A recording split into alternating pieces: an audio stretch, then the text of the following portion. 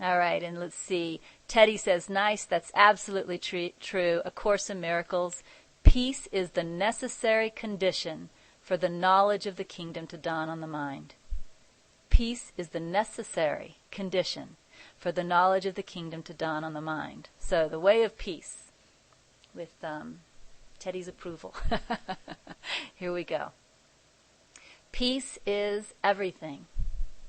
I've told you before that trust is everything, but peace is everything too. The two go together and are inseparable, so that one cannot be everything without the other being everything too. Now, one thing we want to keep in mind is the state of mind that this message is written for. This is not written to a state of mind that is already well aware of and basking in peace. If that were the case, it might not need to mention trust. This is speaking to a state of mind that experiences a lot of resistance, a lot of fear, probably a lot of self-judgment. Not a very happy state of mind.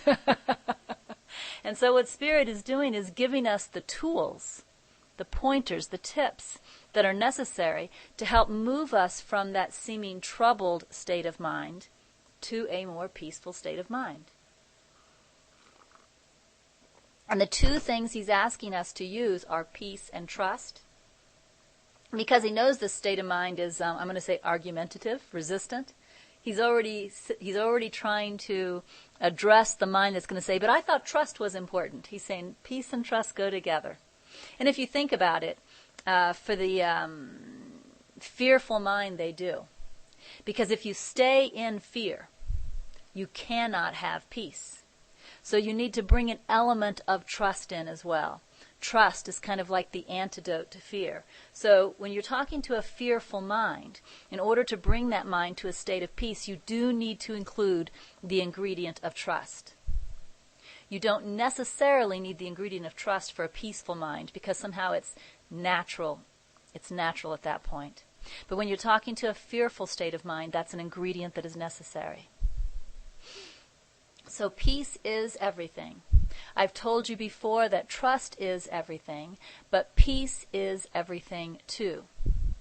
The two go together and are inseparable, so that one cannot be everything without the other being everything too.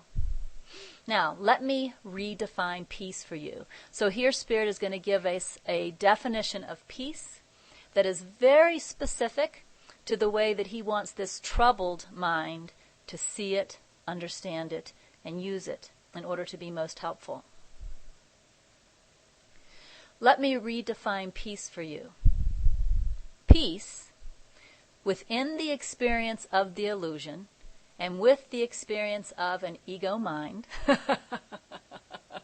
All right, so peace, when you are in hell, is. It's basically what he's saying, okay? So this may not be the truest definition of peace, but it is the definition that is helpful to the troubled mind. Peace is trust over doubting. Acceptance over judgment. And rest over pain. It is choosing to rest or relax instead of choosing resistance, which is pain. Now, it's funny that I had not read this message. I haven't read it in a few years, and I certainly had not read it before my experience last night. So it's funny that just through guidance, just through being very familiar with Spirit's teachings, this is really what I did last night.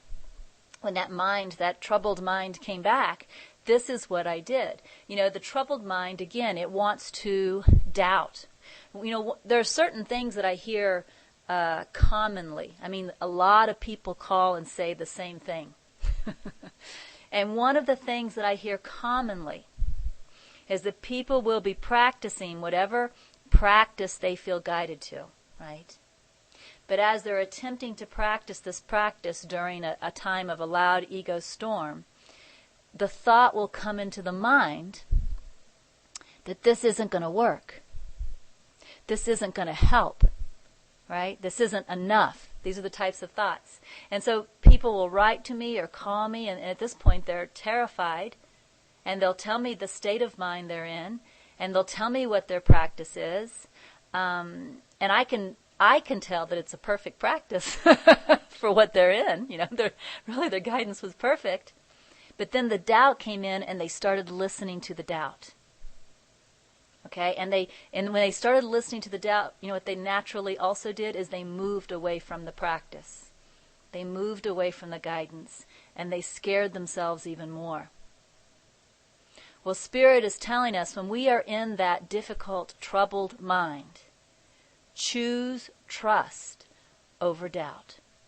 This is one of Spirit's tips to help move from the troubled mind back to a more peaceful mind.